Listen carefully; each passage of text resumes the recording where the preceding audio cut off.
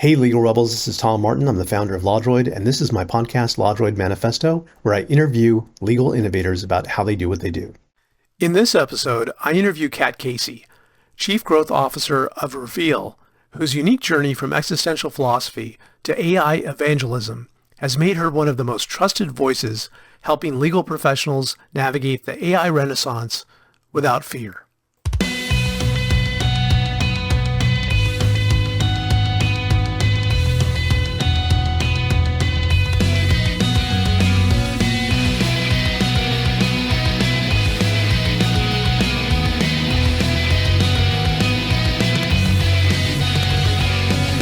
Welcome to the LawDroid Manifesto podcast. I'm your host, Tom Martin, and I'm really thrilled today to have Kat Casey, the Technocat, on today. She is the Chief Growth Officer at Reveal, and it's a pleasure to have her here today. Kat, if you could introduce yourself and tell us a little bit about what you're up to now. Yeah, absolutely. And first of all, thank you. I was like herding 87 cats to get me on here because I'm on the road 230 days a year. You are a saint, and I appreciate it. So for those of you that don't know me, my name is Kat Casey. I go by the cheeky nickname, the Technocat. And I have been an AI evangelist for coming on 20 years because I started when I was 5, clearly. I am currently a chief growth officer for a company called Reveal, so AI to find evidence faster. And in that role, I do a little bit of kind of chief innovation role, so working with clients to improve tech, and a lot of going out and evangelizing, not so much about my company, but more about how does this universe of legal professionals who went to law school because math and science is scary, embrace this AI renaissance and not feel like they're being left behind. And so I do 50 or 60 or sometimes 70 different online and in-person trainings, a ton of writing, and my goal is to sort of ELI 5, explain it like I'm 5, these complex topics in a way that someone maybe with a more liberal arts education will feel comfortable. And I do that from my own crippling imposter syndrome because my background is existential philosophy, which was a great path to be an awesome barista, but not necessarily the path most people think of when they're thinking AI evangelist. And so at a very high level, that's what I do. And I'm involved in some organizations like the New York Bar AI Task Force, giving some guidance on kind of ethics and remediation around kind of the adoption of AI, Women in E-Discovery, just got a great award with them, and then a couple different charities that are law adjacent. But my big why, big W, is to make this AI renaissance less uncertain and more manageable for people. I think that's fantastic. We have a few things in common that we talked before we jumped on, and philosophy is one of them. It's interesting how, like, a lot of the soft skills and soft sciences have really come into play at this moment. Well, I'd agree completely. I've talked with a couple of people, like there's insecurity about embracing tech, certainly by a lot of rainmakers, but what is a lawyer, a partner, if not a master of the written word, a master of breaking problems down into manageable pieces? Well, that's the secret power to getting great results with generative AI. And so I've been writing more and more about not so much human-centered AI, that is a hot spot for me, but also the unique kind of force multipliers and differentiators the legal profession has to not just be most disruptive, but also most able to adopt and adapt to using this technology because it's based on issue spotting, breaking down problems, and mastery of language. And so it's kind of exciting. Like it's the FOMO is there, but the imposter syndrome not so much. It's kind of a nice balance. Yeah. Yeah, it definitely seems like that Venn diagram of what LLMs can do and what lawyers do is definitely, overlapping, as I think Bob Ambrogi put it, and he's right on. It can be a force multiplier, and I think, it'd be beneficial for more people to see it that way. Well, I joke. It's like when Thanos snapped, right? He said he was inevitable. At this point, stopping AI and Gen AI is like trying to stop a tsunami one molecule at a time. You might succeed with the one molecule, but the water's coming fast. And so how do you prepare? How do you adapt? How do you make sure you're not a late adopter? You're kind of middle of the curve or early adopter so that you get the benefit of knowing and being seen as an expert and maybe getting that level up in your career. It's a daunting and truly exciting, transformative time, unlike really any I've seen in my career. And you've had an amazing career, and will have going forward. And like you also, I should mention to the audience, you seem to be everywhere. You mentioned the herding cats, and that's I mean, you were doing a lot of things, a lot of great things at different conferences, and you're prolific in your writing and getting out there on LinkedIn and other social media. And I don't know how you do it. Like it, it's certainly a lot. I call it my weaponized ADHD. Like I get hyper focused on things I care a lot about, and honestly, like forget about work life. Mine's all blended together because like my big passion, my big why is I want to help people in this AI craziness. And so when I'm super interested, I can produce a lot. I write a lot. I'm constantly thinking about it. Yeah, like the Hulk. Like my secret is I'm always fixated on it. Not that I find time to be. That's great. Love the Avengers. Uh, The but dorkiness is strong with me. yes, that's a good preview of like stuff that we can get into a little more deeply. And right now, I want to do what, the audience knows that I love to do is get into people's origin stories. And so I want to take us back a bit and find out how you got to where you're at. What were the early influences? What was your neighborhood like? Where did you grow up and all that stuff? So, you know, uh, where did you grow up? So I went to 13 schools and I grew up in Boston, California, and Texas. So I was kind of ping ponging, no government. My parents just have a similar, they joke they have some gypsy blood, but we are actually Bohemian, which is the origin of the gypsies, right? So I moved around a lot, which believe it or not, early on, I was cripplingly insecure. I know the sparkles and being out there doesn't really seem that way, but I would turn red from like the chest up when I had to talk. So I studied debate, I studied philosophy. I wanted to understand how to make language work for me so I didn't feel insecure. But the why and how I got to here is 12 years old. I'm sitting on a swing and I'm the kid they put on the picnic table because I'm like teaching myself pre-cal in third and fourth grade. So I was very good at math, but I was also great with words. And when you're 10, 12, sitting on a swing, you're kind of binary. And my thought was, well, math means I'd be a doctor. And if I mess up, they're dead. Words means lawyer. And if I mess up, I can appeal. And that was my entire thought process that then led me, right into undergrad. I graduated at 20, right into law school at 21. And then I realized, oh, I don't know if I want to do this as like a day-to-day because I was great at transactional stuff. And I had an interesting piece of my backstory that I don't think most people know is my grandfather actually created virtual memory. Two of his computers are in the Smithsonian. And so I had access really early to like, I had a laptop at like 10. I had technology. There was like, the Apple II and all of these computer parts. I grew up in a place where even though I wasn't necessarily studying hard coding and science, the language of technology was very common, very familiar. And so when I got out of law school, I was like, oh, I don't know what I want to do. And first, I was like, maybe I'll do sales. My dad did high-end defense contracting, and I was like, well, what type of sales would I do? Definitely the gross kind. Got to be selling cars, but only the fancy kind. I'll sell BMWs in Orange County, and within 3 months, I'm the top grossing salesperson in North America. And someone I sold the car to for 20 grand over a sticker because I was good was like, your background is law, tech. Why aren't you working in light industry e-discovery? And so that was actually what opened the door that brought me back into legal. And I started using my power with language, my skill of translation, and my understanding of tech conceptually, even though my background wasn't tech. And so I started on the staffing side, and really quickly I started writing about game theory and machine learning. Actually, Judge Grimm quoted me when I was like 23, and I didn't know till 5 years later. And I started writing and thinking and talking about AI, and I willed a path forward around AI, even when, machine learning was before De Silva Moore came out, before Andy Peck was advocating for it. And by kind of seizing my own megaphone and looking at what my skills were, which is translation, comfort with tech, even though I wasn't the one coding, and a willingness to kind of just put my words out there and step on the stage, I sort of evolved into this, thought leader in the space, which was pretty unexpected. And then I wanted to earn my chops. So I went from the people side to the tech side, working at a couple different software companies. I put some time in at the Big Four, helping build their computer forensic program, PwC, KPMG. I had one job in a law firm, and it was Gibson Dunn's global head of technology, which I had actually forwarded the job to 5 friends, didn't think to apply until the guy I was going to replace was like, why haven't you applied? And then when I was at the top of that heap, at the best role in the industry, most people would think, I was like, why am I not happy? What's missing? And I realized that my why, I quit listening to my why, which is I want to help people navigate this change. And I couldn't do it in a law firm.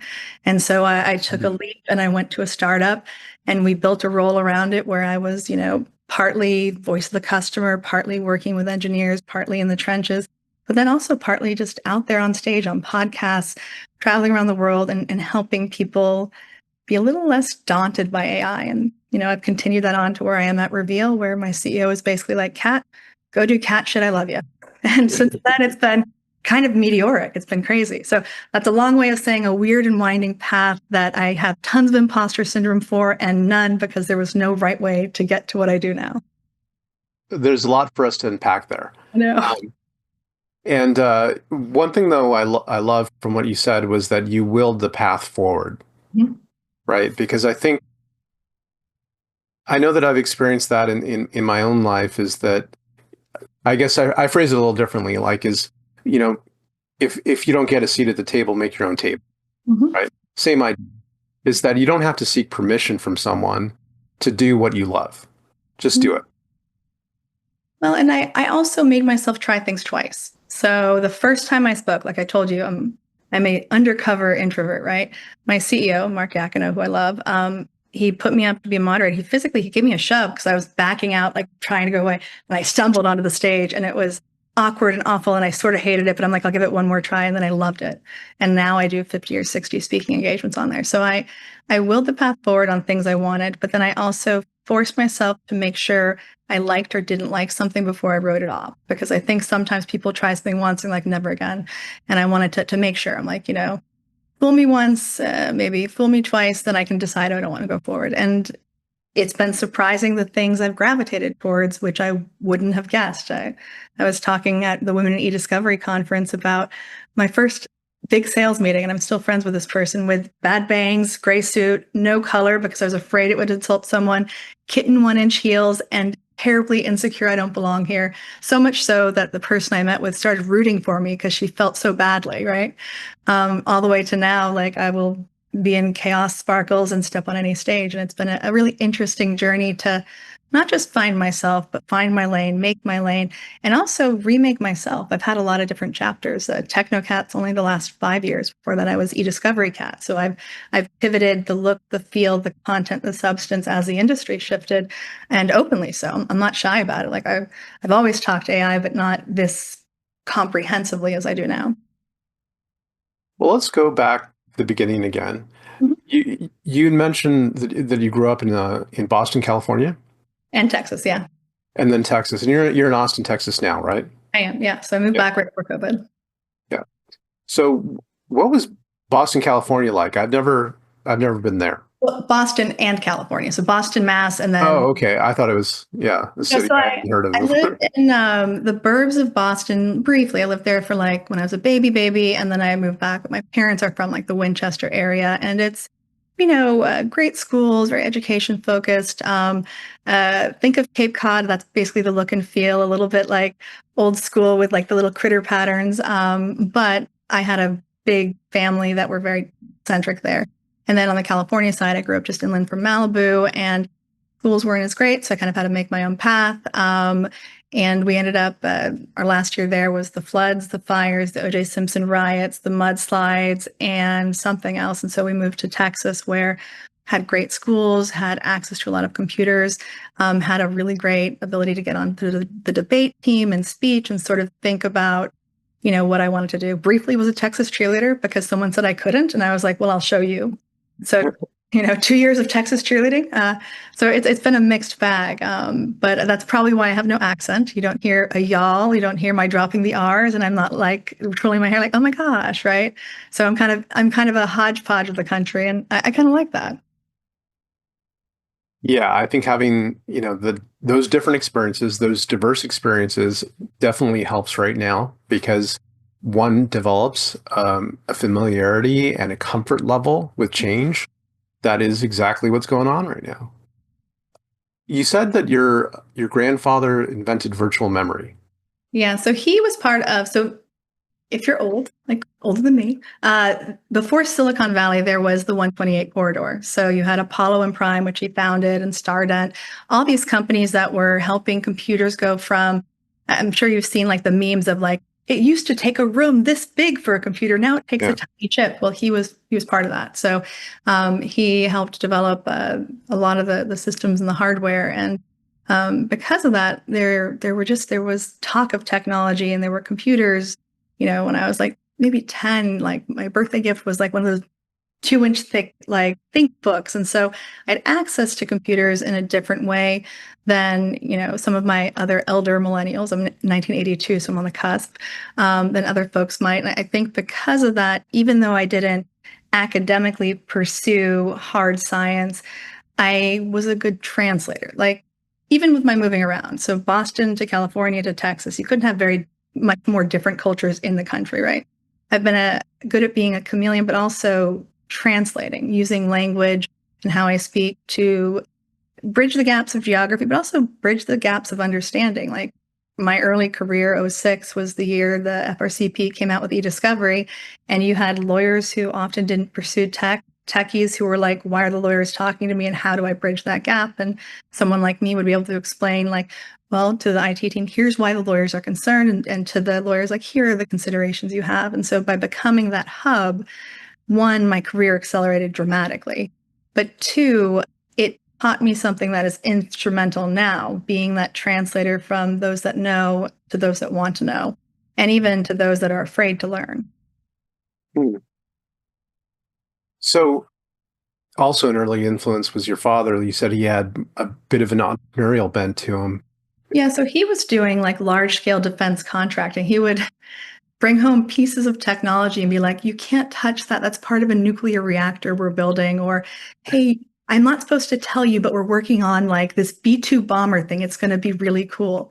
I was very lucky too in that, my dad didn't treat me like a kid or even a daughter. It was almost like a little intern. So he'd be working on a big proposal or a new model or something on like, you know, multi-billion-dollar deal with the government, and he would be like, hey, I want you to lay out all these slides and make sure they all make sense. Or he would involve me in that. And so because I was an oldest of four, but I was the only for 5 or 6 years, and I was talked to like a peer. I mostly grew up in smoky jazz bars, and then as an intern of my dad, I sort of had this ability to generationally bridge the gap too, and kind of seem both older, and now I guess I'm getting younger with age than I was, but also not intimidated about learning new concepts and processes. And I mean, to this day, my dad and I will still spitball stuff. And he, the coolest thing ever was actually maybe 2, 3 weeks ago, my grandfather was in town. He was visiting his sister who was having a big birthday. So my great aunt, and my dad was explaining to my grandfather what I do. And it was awesome to hear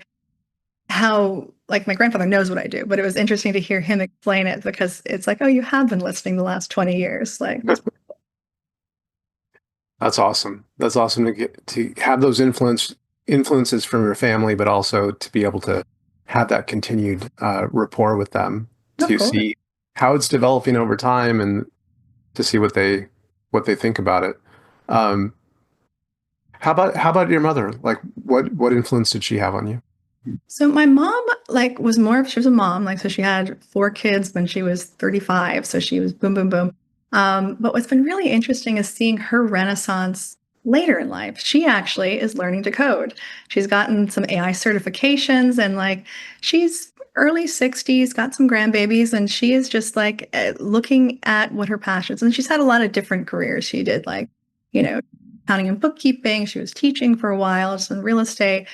So she's always looking for what, catches her mind and what's most interesting. But it's been really interesting to see her, she'll talk with her grandbaby, one of my eldest niece, who's like learning to code in school, and like they're talking about making games together.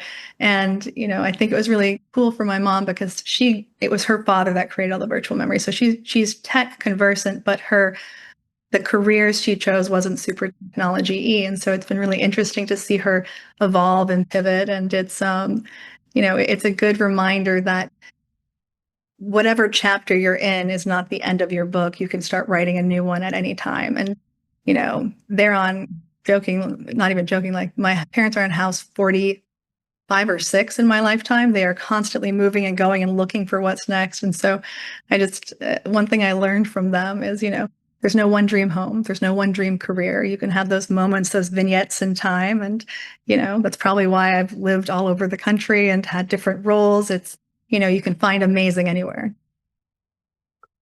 Well, sometimes amazing is where the people that you love are, right? Mm-hmm. I think you mentioned that you have three siblings.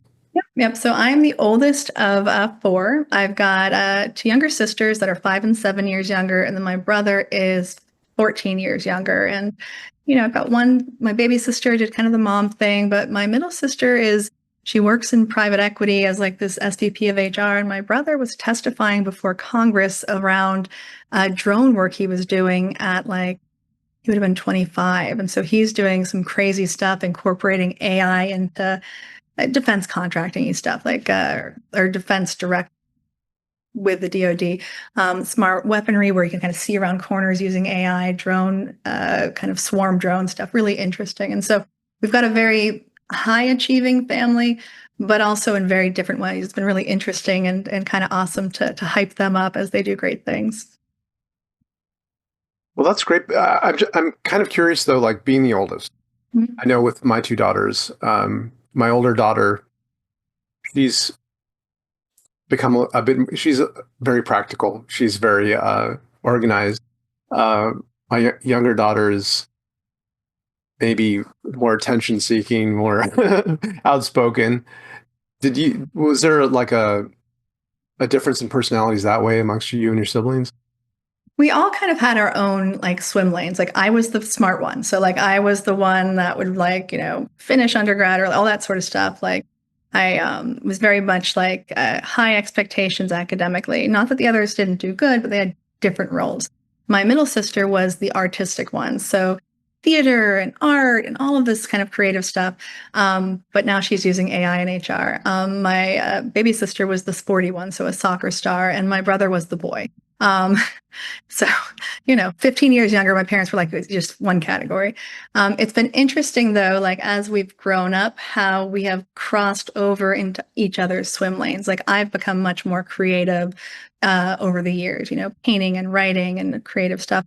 My sister, who was more the creative type, she's still creative, but she's using AI and building AI models for private equity. My brother, he's definitely squarely an engineer, but he can fake creativity. And then my kind of sporty, outgoing, competitive sister ended up kind of doing the mom route. And so it's been interesting to see the evolution. We've kind of all evolved in parallel, and it's I was the kid who was, reading Shakespeare because my grandma said that she would pay me 10 books of play when I was 9, very bookish, very in my own world and mainly surrounded by adults. And then my sisters kind of grew up in a different era with more peers. And you would not know we had the same parents, but when we get together, you clearly can see we grew up together. But at the same time, it's great to have that entrepreneurial incentive from your grandmother to read through this. I read a lot of Shakespeare. Yeah. Retention, not great, but my recall, very wide. Precision. Yeah. A lot of accounts payable. Yeah. And with that, you ended up you went to Harvard and you got through there in 3 years. Yeah. So I don't know if I've shared this actually. So my grandfather it wasn't facilities, the head of grounds for Harvard. And so he had actually, my dad had gone, his wife had gone, but he had brain cancer. He had a brain tumor. And so we weren't sure if he was going to make it. So 2 years in, my dad called me and, I'm already trying to finish in 3.5 years. And we tried to accelerate it so that he could see me walk down. We almost made it. I ended up getting an associate degree just so he could see me walk the stage and then finishing up I don't know, however many months later. But I've got a little competitive streak. So if I'm told, hey, can you beat this time? My answer is yes. By how much? Wow. That's really sweet. Mm-hmm, yeah. Well, and he was the grumpiest Irish man you've ever met. He hated everyone aside from me. I was his number one princess. So, I had a lot of incentive. It was all carrot, no stick. Well, that's a great story. It's also very impressive that you got through in 3 years. There's talk about competitive. That's a pretty competitive school. I regret it a little bit now that I understand the importance of your tribe and your network, because I really, like, I was going through summer school, day course, night course. I was just go, go, go, like complete. And I look back and I feel like I missed out on like creating that network of people, which now I am people first and kind of acquiring the accolades second. And it's not a regret. It's just I wonder what would have happened if I valued that earlier, because even though I'm inundated in technology, the people side is how I stay up to speed on my skills, how I stay connected, how I get, my last 5 roles have been through people that know me. So it's been an interesting paradigm shift of not just how fast can I achieve, but who can I connect with along the way. And I think if I had it to do over again, I would take 4 years and actually invest in the people too. But you live and you learn. At least it was a lesson I learned by like 20. I think I graduated before I could drink. So by the time I got to bar review, I was actually at the bar reviewing, not just highlighting the books. So you mentioned when you were, I think you said 11 or 12 on the swing, kind of thinking about a few different paths. One Yeah, path being mathematics and science, the other path being, the arts and English. And yeah, 100%. when you thought of that and like the kind of English, soft science, like that way of going to lead, you were actually thinking that at that point, at that moment about going to law? 100%. Like it was and I was a very like not just introverted, but like inward looking, like self analyzing person. And so I was really thinking, like, you know, I don't think I can be ahead of the curve on both. I think at some point I'm going to have to start making the pivot. And this must have been when I was 12, probably because I was about to move out of California, move to Texas. And at 12, you actually went into middle school in Texas. So electives and all of that. And so for me, it was really like I can keep going the math and science way. And again, I'm 12. So I have one option. There's not this whole universe of things I could have done. It's one. And if I make a mistake, they're dead. And then if I went in the way of law, I can appeal. And that was the full thought process really until I was in law school, when I was like, do I actually want to practice? And I mean, I've never practiced because what I'm good at, I don't love doing. And so it was actually, I forced myself to kind of take a step back and be like, what do I want to do? And I'm glad I did, because I would have been a great practicing lawyer, but I would not have the impact I have from the path I took. I think, it was a little bit of a scary leap before you look moment, but I'm glad it's a leap I took. I want to get some clarity on something you said. Like you said, what I'm good at, I don't like doing. What was I that? was very good at like transactional stuff, drafting, like just meticulous detail. It was, while I would have been an okay litigator, what I excelled at was kind of that meticulous attention to detail. And, I think a lot of people, especially when you go to like a very liberal arts school, and I'm studying all this philosophy and political philosophy and debate and the theory of it's, how do we build this more perfect universe, versus when you get into law in the trenches, you're learning black letter, you're learning rote, you're learning what's existing. And there's room to shift and innovate. But certainly when I was attending law school, like e-discovery wasn't even talked about. So the thought of being in a creative, changing and dynamic space, it didn't seem like it aligned. Like I think if I went to law school today with all the impact of AI, Gen AI, technology, and how legal's become sort of the tip of the spear with the Gen AI renaissance, it might be a different scenario. But back in 2003, it was a different option, and it didn't excite me. And I think that was the first time I was like, well, I've been striving for this goal I set at 12. I'm on the precipice of it. Is this goal what tied to my why? And I didn't know my why yet, but is it something I want to do? Does it give me joy? Will I feel fulfilled? And I couldn't answer yes. It wasn't a no, but I couldn't answer yes. And so I had to look at, well, what are some other options? I mean, it's so mature of you at the age of 12 to have a gauge on where you wanted to go, and then to ask yourself again once you got there, if this was connected to your why. Um, I think that is beyond years, I'm actually. getting younger with age, is what everyone tells me. Like it's funny though. I didn't have the fun. I didn't go out there. I was very just like goal oriented. And as I've learned myself better, I've realized my goal is bigger than do the thing. It's the bring the people along the way, achieve it, feel fulfilled.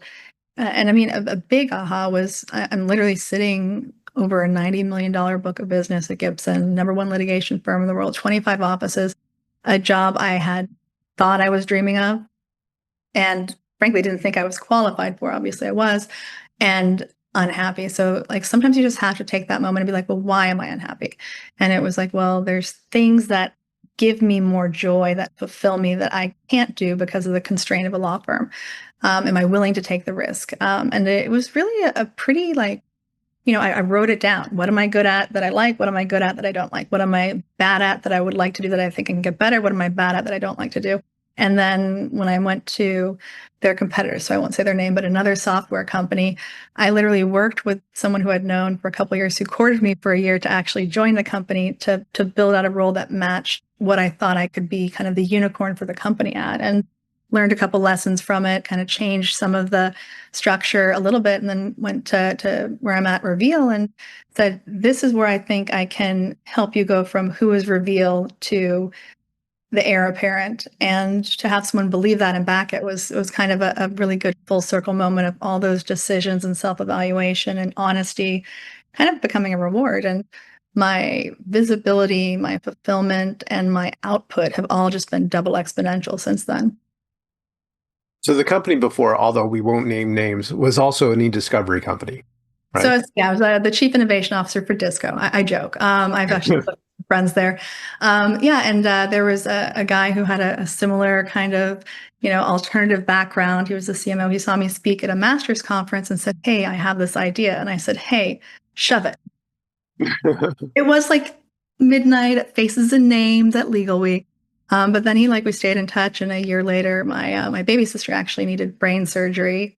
She's fine now, and I wanted to move back to Austin. The company was in Austin. I was like, well, let's revisit this. And so we went back and forth with the founder, with this gentleman Neil Etheridge, and we built something that was really cool. And it was a C title in name only. And so what I really wanted was a seat at the table, plus the ability to influence, plus the ability to bring context. And that wasn't the right spot to do it. And I kind of outgrew it. And so when I made the leap over to Reveal, I was pretty honest, like, this is what it'll take. And I was the first thing that K1, our private equity company, bought after they bought Reveal and Brainspace. I was the first big hire. I actually had an interview with the entire private equity company and was the first announcement after. And I was like, hey, if I can convince the land of spreadsheets, the person who fits in no box is a good hire, that must be a good thing. Let me ask you this, like, how did you recognize in yourself what your strengths were, that you knew to focus on those? And then, it's not everyone that's met with success when they focus on them. So what if you could try to unpack, like, what that alchemy was that happened where you were able to take advantage of that? It sounds like a lot of introspection, and it wasn't. It was actually from building a tribe of people I trusted and listening to them. When I started writing I've been on LinkedIn at this point for almost as long as eDiscoveries existed, 18 years. I used it as a way to directly talk to people, to ask questions, to form a connection. And so I've got a really good decade and a half plus tribe. And so as I was evolving and looking at different things, I had this kind of person 5 years from where I want to be, peer person 5 years ago, what I was doing, kind of like a trifecta I would do when I was looking to make a big pivot. And I would ask people for honest feedback. And then I would look at how the world was reacting. Like, you don't always want to judge anything by vanity metrics in terms of likes and engagement. But if you see a pattern of people reacting more, as I wrote more, as I spoke more, being more willing, more able to trust me, having opportunities come to me, I sort of leaned into it. So it wasn't I decided I'm good at this, I shall do it. It was, I'm going to look at the feedback loop. I'm going to see what the response is. Do I enjoy doing it? Maybe I'll keep doing it. And so it was an iterative process. And I think the flavor of Pat you see now really, I did the rebrand about 5 years ago to Technocat, and that was kind of a synthesis of everything. But I would say kind of being comfortable speaking, being visible, being out there. 15 maybe. 16. So it took a decade and change to get there, but it was incremental. It was, I went, I spoke, I hated it. I tried one more time, and then I got that good dopamine hit and a good reaction. And people started telling me I was helping them. And for me, that's, that's the gateway drug. That's I can describe my why however it is, but if people say, hey, you're helping me, or hey, I didn't think of that, and you made it easier, or hey, I had this problem, you helped me with it, like that is just like the dopamine is right there. And so I kind of chased the high of doing things that help people, and by looking less internally what's good for me and more externally, good things really started to happen. Hmm. Well, just so the audience knows, I mean, you have over 28,000 followers on LinkedIn, I believe. Yeah. And it's funny, like I had maybe 5,000 up until 2019 when I was at Gibson. And when I made the pivot of I'm not going to have to PwC, KPMG, Gibson, I had to get, clearance to post anything. And it was more, this article is interesting. I will make no qualitative assessment. But once I could start being me and I started asking things and thinking, like my thread is always kind of a couplefold, like, 3 pillars of it. It's, what's my why? So helping people, what are my internal driving forces? And for me, it's, being able to uplift, being able to amplify, being able to, I want to draw the eyeballs. I call it narcissism for good. I want you to look at me so I can shine it back at people. And then what's my goal? Right. And the first two never really change. The last one does. My goal might shift. I would say 5 years from now, we're probably going to be talking about, hey, what are you doing being the evangelist for this foundational model as opposed to purely in the niche of e-discovery? But once I started kind of following those 3 tenets and looking at what can I give versus what can I take, the adoption, the growth, the amount of people that wanted to talk and interact, it just flew through the roof. And then I look at other communication channels, like I've done some TikToks. I don't get it, but it's fun. Twitter, I am a lurker. I occasionally post. YouTube, I've done some content, but I kind of found a lane that worked. And I know no one believes me, but like I almost never post on like Instagram or Facebook. Like it's proof of life occasionally for family members. But yeah, once I figured out what is the thing that I uniquely can give to people, which is I can make scary things understandable. Like I got some crap earlier on when I was writing that I was writing to entry level. I'm like, well, if Einstein said if you can explain it in a simple way, then you actually understand a topic. I don't feel insecure about that. And I realized a lot of people were reading the deep dives and they didn't have the language or the skills to understand it. So I help bridge that gap and bring them along on the journey. And once I started doing that, it was really shocking how much people reacted and responded. And, I continue to lean into that. Not 100%. I did one time tear my Achilles tendon, have a picture of a robot on my foot after stem cells injected that I thought was so cool. It got 150,000 views, and I realized it was because of a foot, not because of my cool post. So if I was purely chasing vanity statistics, I would have a lot more feet pics. That was not my why. So that's my gut check. But otherwise, I listen. What are people responding to? What is helping? And the funny thing is, I mean, you're active on LinkedIn too. The number of people who never once interact, never once like, but then will talk to me afterwards and like articulate a post I did in detail and how helpful it was is massive. And so I kind of had to like look at the trends, not the raw numbers, and sort of see, is the pattern moving in the right direction? And just know that the vast majority of people that I'm helping, I may never know, but it's bigger than those numbers at the bottom of my LinkedIn post. Absolutely. It's 100% reaffirming to hear people tell you, like that really helped me. I'm like, I feel like I'm shouting in the void and sparkles sometimes, thank God. So those tenets that you mentioned, amplify, goal, So for and me, it's like, what's your why? What are your kind of your core values and what's your objective, right? And it's a 3-legged stool. And I use them to like gut check. Like my why is to help people bridge this knowledge gap. My kind of my core, like those things that are true to me is, honesty, uplifting people, candor, all that sort of stuff. And a little narcissism for good. I do want people to look at me. And then my goal, right? My goal was to be a thought leader in e-discovery. And so for 15 years, I had e-discovery cat as my handle, as my website, and my writing style evolved, but it wasn't quite as irreverent and cheeky. And so when I made the pivot in between Disco and Reveal, it was because the world was shifting and e-discovery.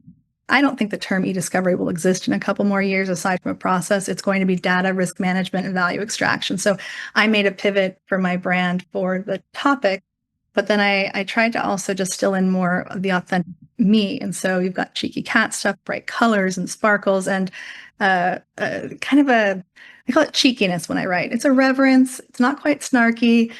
I'm sharing the joke with you. You're not the butt of the joke, but it's still professional.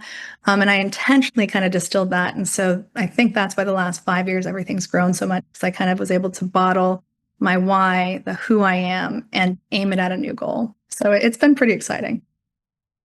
And I think one of the unique geniuses of what you've accomplished is that you've blended them all together, right? Mm-hmm. So like the brand of Technocat that you've developed over, a couple of decades. I mean, the past decade has been Technocat, but putting that together with your point of view and authenticity, that makes people like connect with you.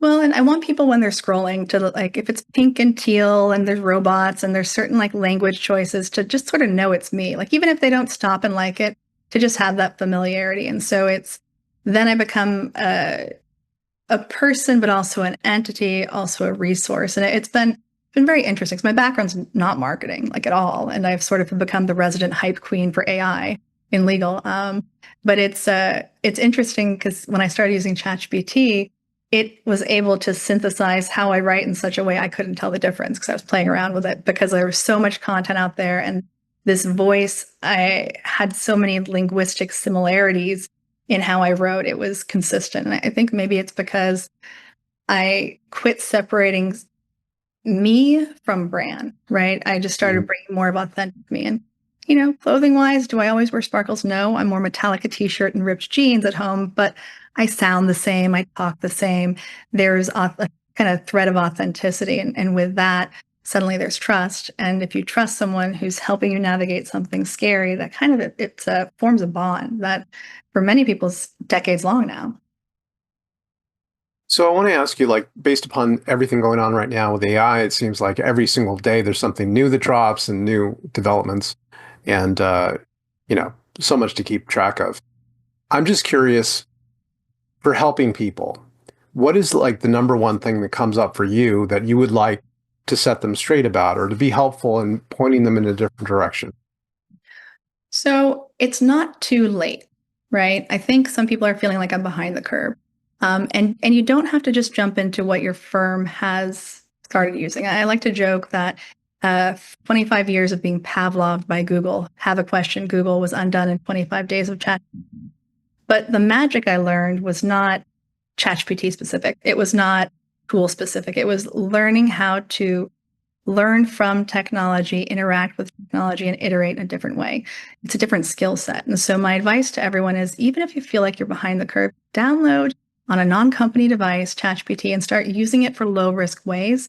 Because what your super secret skill is going to be is that language mastery you have as a legal person applied effectively to generative AI. There's an art and a science to prompting, and you can learn that on, finding, how do I have a challenging conversation with my 16-year-old daughter about being safe when she goes on how do I, take a picture of my refrigerator and figure out what I want to cook? How do I make sure that the sentiment of my email to my boss, who I am angry with, is cheeky and not snarky, right? But learning how to tell the model who you are, who your audience is, what your goal is, clear parameters, and break problems down, which is the entire universe of prompting, that skill translates to everything. And you can start learning it in low risk ways. So my big ask, demand, appeal to everyone is ChatGPT first. You have a question, you have a challenge. It doesn't just have to be safe. Don't put confidential information in.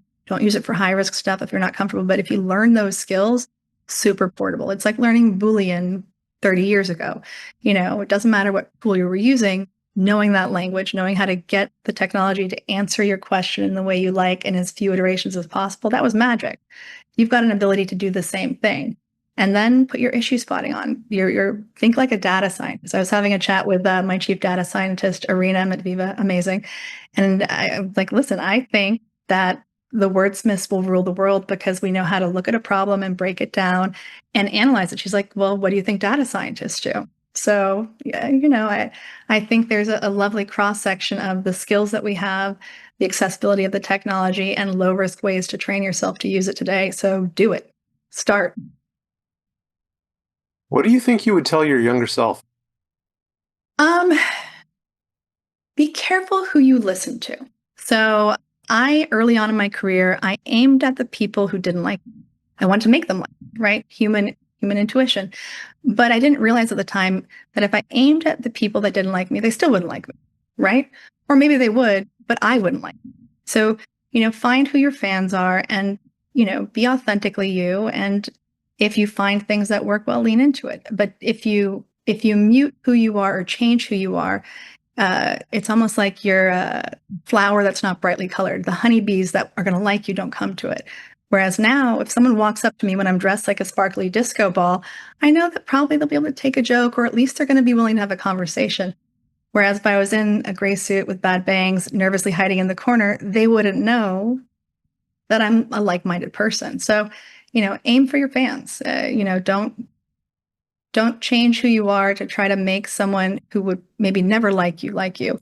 Aim for the people that you want to like you, and it spreads much further than how you look and you dress. I had people that were lovely and trying to mentor me say, "Hey, buxom blondes don't make VP," and my response was, "I quit. Next job is VP."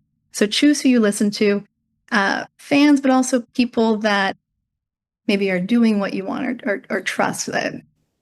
And people aren't always coming from a bad place. They're not trying to hurt you. But if you aim for someone who doesn't like what's core you, you're going to find yourself as someone who's not you, not authentic, and probably unhappy. Possibly running a global tech program at a law firm that you wish, you realized sooner you didn't love.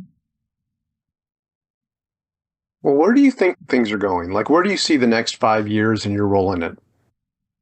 So I go back to the adoption curve. We are at double exponential growth. And I don't know if everyone understands what that means, but it took 20 years to get 100 million people to use the internet. And that year, the 20th year, there was still, I think, a Times article saying the internet is dead, right? 10 years to get 100 million Netflix users, 5 or 6 years for 100 million Instagram users, and 61 days for 100 million people to use one flavor of Gen AI. And since then, adoption's only increased. 3 months in, there was a South Park episode written by and featuring ChatGPT. What does that mean, right? It means my mom's finding crappy knitting patterns on ChatGPT. My nephew, who at the time was like 8, was figuring out how to do Minecraft on it.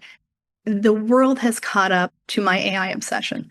So the barriers of adoption that we saw historically in legal, they're not the same. It's actually flipped. It's not I'm explaining this abnormal thing. It's I'm explaining how we are meeting the consumer grade technology. And so what I foresee is actually a rapid and massive shift of should I use Gen AI to almost us as the experts having to pump the brakes saying, yes, we're going to use it, but let's make sure we've done all the due diligence. And so along with that normalization of the world around you, like think post.com when we know the internet's going to last, the speed of innovation is only going to accelerate. The other thing that's really interesting is it's not just brute force compute, it's how humans are interacting with the technology and training it that's leading to some pretty exponential leaps. I think Ray Kurzweil had to come out with an update of the singularity is near that was 10 years sooner, right? So we're looking at a moment in time where the tech will be on paper smarter than people. The world around us will have massively adopted it. And while some people are afraid humans will be less important, I think that this is going to be the rise of a knowledge worker dominated society where the people that have that, we have 1 trillion synapses in our brain, or maybe 30 trillion. I don't remember the math on it, but that's a factor of 1,000 or more than 1,000 times more than the biggest foundational model right now. So the humans that know how to leverage tech and take their unique native knowledge, their subject matter expertise, and marry it with technology, they're going to rule the world in a way that's even different from the last industrial revolution. So massive change, massive adoption, massive opportunity. 5 years from now, I don't even know. I don't know if we can conceive of it because I wouldn't have conceived of the last 24 months of change that we've had. and I've been shouting up the hill like Sisyphus rolling a boulder on fire for the last 20 years, and I'm surprised. Yeah, so for everyone out there, make sure to jump in, experiment, and be a part of it because you can be. It's not too late. Mhm. So with that, in the time we have left, I want to turn to those couple of questions that I ask all my guests. The first of which I think you've already answered, but it has to do with you have so much going on. Like you're juggling so much.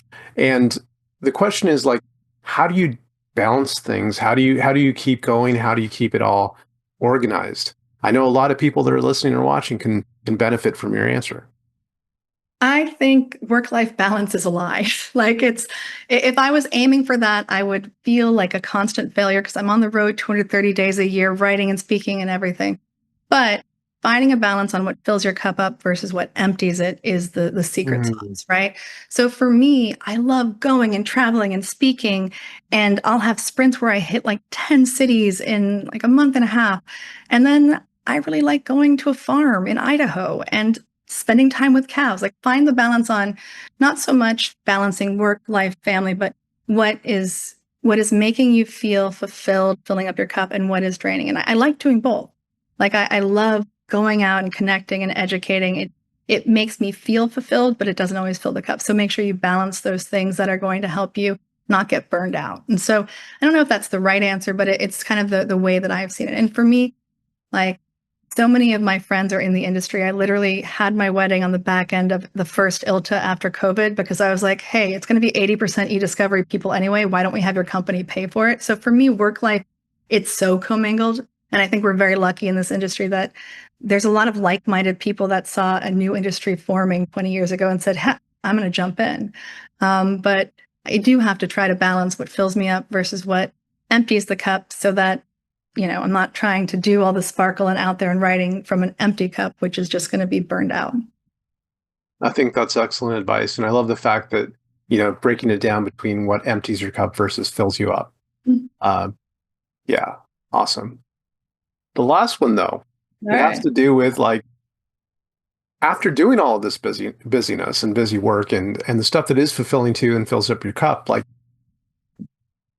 how do you make it fulfilling for you? Like what is the part that at the end of the day you find fulfilling? It goes back to when I was talking about that dopamine hit of someone saying you helped me, right? If if I'm writing and doing all this into the void and it's not helping people, it would just be exhausting. But when I talk with people and they're like, "Hey, you help me with this," or when they reach out, or I can experience the way that I'm helping them bridge the gap. That's my why. And like it happens, I'm so lucky it happens daily, it happens weekly. But knowing that all the things I'm doing are benefiting people, like it's hard to even articulate it. And I have a good friend who gives me crap. She's like, you got to quit saying you have FOMO, Kat. And I'm like, well, I'm not afraid of missing out on fun. I'm afraid of missing out on the person, connecting with the person and helping them. And so I've kind of got to balance that, don't burn myself out, but be out there and help people because that's the thread that weaves everything for me. I'm good at solving this problem and making a scary thing less daunting during a time, unprecedented time. That's awesome. I love it. So balancing that and, not worrying about shouting in the void because even the people that aren't commenting are listening. Well, that's definitely something that's worthwhile. And I want to thank you so much for being on the show, Kat, like sharing all of your experiences with everyone. I think it's been really fantastic. Oh, thank you. It was worth chasing the cat, hurting the cat. That's right. And I want to, ask on behalf of everyone if they want to keep in touch with you, if they want to learn more about Reveal, learn more about what you're doing, follow your writing, how can they do that? Yeah, so for sure, go to revealdata.com and there's a blog section where I'm writing constantly. You can learn about the tools, the tech, but also follow me writing, but also LinkedIn. I am prolific, might be an understatement. You might be like, oh my God, Kat is in my feed every 5 minutes. I'm sorry, but that's where you can see who's interacting with me. So other people that are leaders in the space. I try to write on key topics, try to point people in the right direction, or come to those in-person events. But Kat Casey, I've got a hot pink background. The picture may change. It's always hot pink. You can also search Technocat or hashtag Technocat, and you will find a bunch of stuff. I'm on the other socials as well, but eventually everything ends up on LinkedIn anyway. So that's a good enough place to start. Well, thank you so much. I've really enjoyed this. Me too.